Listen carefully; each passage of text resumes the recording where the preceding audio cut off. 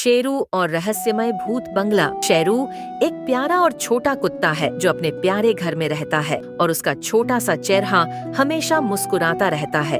एक दिन जब वो अपने दोस्त बंटी के साथ खेल रहा था, तब उसे एक पुरानी और काली रंग की चिट्ठी मिली।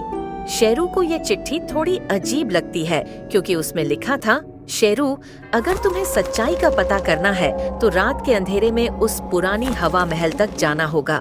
तुम्हें वहाँ कुछ अजीब चीजें मिलेंगी, पर अगर तुमने डर का सामना किया तो तुम्हें सच्चाई मिलेगी। शेरू थोड़ा घबराया, लेकिन उसकी जिज्ञासा उसे हवा महल तक ले गई। शेरू के साथ उसका दोस्त बंटी भी था, जो थोड़ा डरे हुए थे। महल के आसपास का माहौल काफी खौफनाक था। हवाएं तेज चल रही थीं और अंदर से कुछ अजीब सी आवाजें आ रही थीं।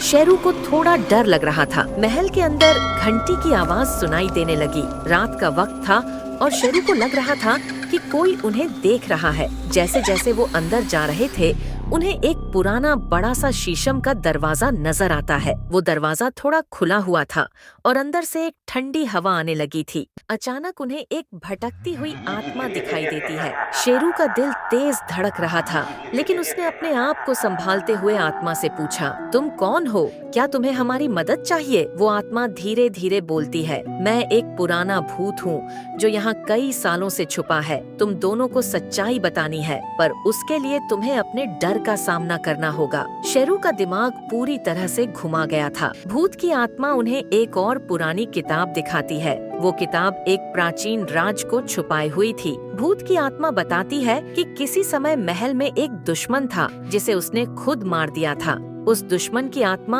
अब भी महल में बंद है। शेरू थोड़ा घबराया, लेकिन अपनी हिम्मत दिखाते हुए उसने कहा, हमें ये काम करना होगा। हमारी मदद से वो आत्मा शांति पा सकती है। को समझ में आता है कि उन्हें कुछ पुराने मंत्र और जादू की मदद लेनी होगी जो उन्हें किताब में लिखे गए थे। जैसे ही वो पुरानी आत्मा के सामने जाते हैं, अचानक एक भयंकर भटकती हुई आत्मा उनके सामने आ जाती है, जो किसी और चेहरे में बदल गई थी। आत्मा का चेहरा डर और गुस्से से भरा हुआ था। शेरू अपनी पुरानी ताकत को इस्तेमाल करते हुए आत्मा से कहता है, हम तुम्हें शांति दे सकते हैं। और दोनों ने मिलकर आत्मा को शांति देने के लिए मंत्र उच्चारना शुरू किया। जैसे ही शेरू और बंटी ने अपना मंत्र पूरा किया, आत्मा का चेहरा धीरे धीरे बदल गया और वो शांति से अपनी जगह चला गया। महल में सब कुछ शांति से भर गया। शेरू और बंटी अपने सफल काम पर गर्व महसूस कर रहे थे और सुबह की रोशनी ने महल को चमका दिया। शेरू और बंटी बहुत खुश थे कि उन्होंने एक